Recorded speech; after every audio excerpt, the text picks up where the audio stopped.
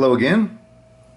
Alrighty, we'll proceed with the actual work now of transforming the one pipe into the other, metaphorically speaking, shape-wise anyhow. Okay, before beginning, I got a couple of quick comments about something I find of interest just because.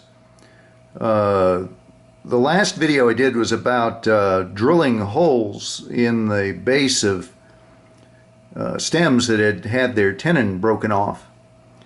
And in that I explained that it's possible to encounter stems from time to time where the draft hole is not centered in the tenon.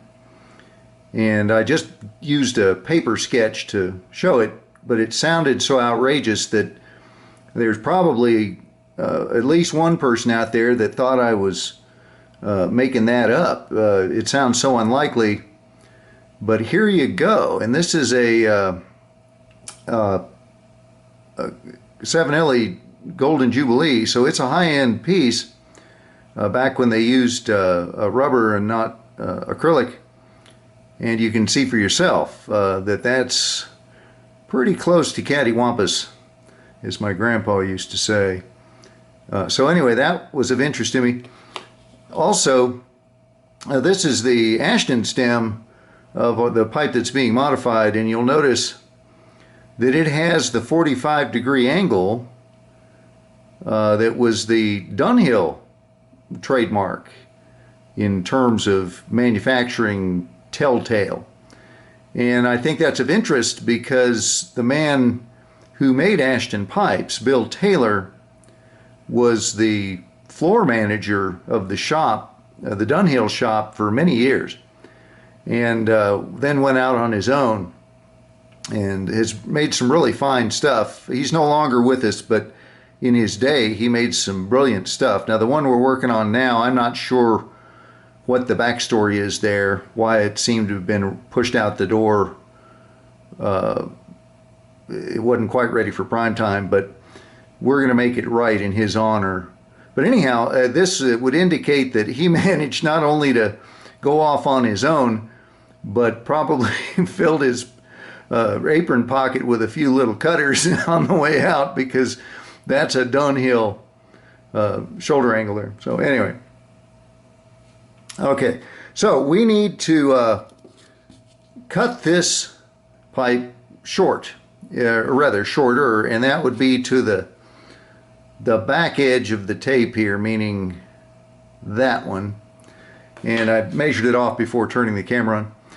And the last thing you want to do in a situation like this is cut that off before you've drilled out the new deeper tenon. If you did that, you'd have a hell of a time getting the airway, the new pocket, the mortise lined up. And in this case, you can take full advantage of the fact that the old wood, the wood that's going to be cut off, serves as a sleeve to guide the drill bit that goes in deeper. Now this, I'm just using a hand chuck here. I would not do this with a power tool because the edges on some of these guys are designed to grab and go, and they can really take off on you.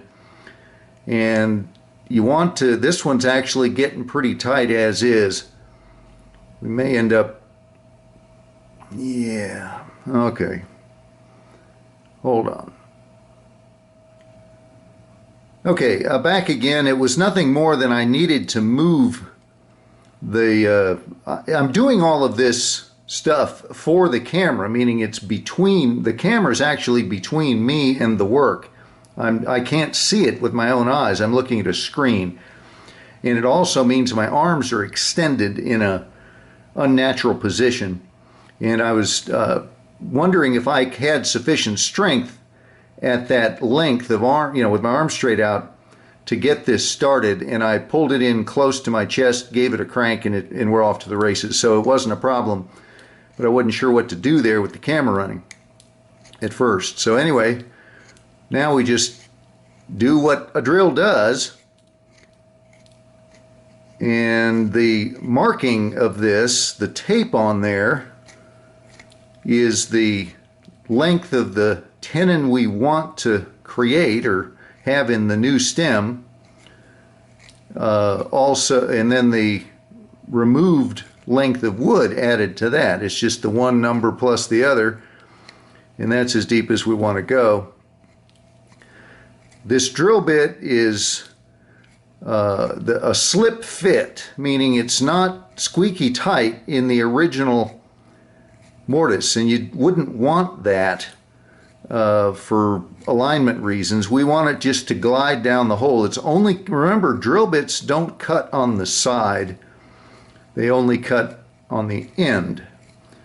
So we're going to get the hole as deep as we want it, and then clean up the sides, the torn fibers that are left behind by drill bits on the wall of the hole. We'll clean that up with a reamer here in just a second.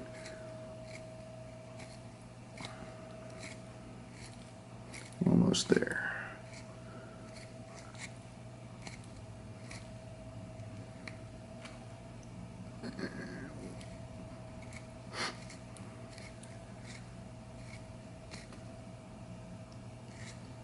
And we're looking good. Alrighty. So no drama.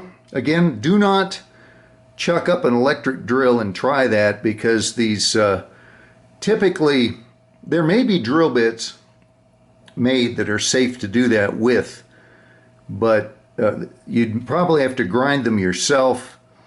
And regular consumer type tools that you buy in hardware stores and through catalogs are designed to be aggressive, and they're unless you get special grinds on the end of them, they're angled so they grab and go and make the drilling process through your porch deck or your front door, whatever you're drilling around the house.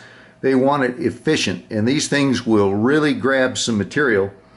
And if you use them for the gentle tasks that we do here, you'd find yourself suddenly with a hole all the way through to the bowl before you even really knew what was going on. Sounds crazy, but or like an unnecessary caution, but trust me, I've been sent over the years a number of cases of what I just described from people that were trying to open or enlarge the airway of their pipe. And they would go right out the back of the, or front, depending on how you think of it. They would come out right here. There'd be a hole in the base of that because they couldn't stop it quickly enough, couldn't hit the brakes. And they sent it to me to get that hole patched. So people do it with electric drills all the time. Don't be one of them. Okay, this is a chucking reamer. It's just what you see. The flutes are sharp on the side, the end is dull, and it scrapes wood. We chose this one because it's 4/1000ths of an inch larger in diameter than the hole we just drilled, meaning in she goes, and it feels like it's not doing much, but it is. It's doing what it's designed to do. In fact, I'll keep it tilted up just so you can see the dust it creates when we take it back out. You don't need to worry about going too deep with this because there's no cutting on the end of it. It can't go too far.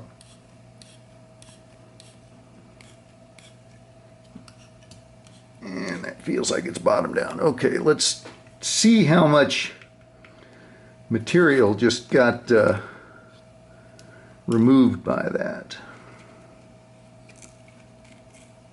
Yeah. So even though it didn't feel like it was doing a whole lot, it was just spinning around in there, no, it was cutting. And now the sides of the mortise, or what will become the mortise, are smooth. It's been shaved clean as opposed to raggedy with kind of fuzzed up fibers. Now that's at a very small scale, but it makes a difference when you're talking about the fit of things like tenons. So that is the necessary deepening step. And now we can safely lop off the end of the shank to the desired length. Now there's a little more to that than it looks like as well, in that, yeah, you can just plop it down on a flat surface and give it a shove into a disc sander or something like that. But remember, there's no rewind button on those things, and you're going to have to dress the end of that, lap it to make it completely perpendicular to the hole that we just drilled. Meaning, if you just cut that off and get it all nice and the surface, the plane that you create is flat, that may or may not have tilt this way or that way, so that when you put the new stem in, you'll get a light gap there. And we want to tune that, and you can chase that. You can actually start cutting off lengths of, you can shorten the shank more than you plan on or want to, chasing a light tight gap if you're heavy-handed with it. So I think the best course of action is to just go slowly and kind of sneak up on it and get as close to being a dead-on square, what you call a square fit, right off the bat, so we don't have to worry too much about lapping the end of the shank. So I'm going to shut off the camera, move it over to a machine, and show you how I take down stuff like this to be as close to square as I can do by eye. And oh, there we go. Alrighty, back in a minute.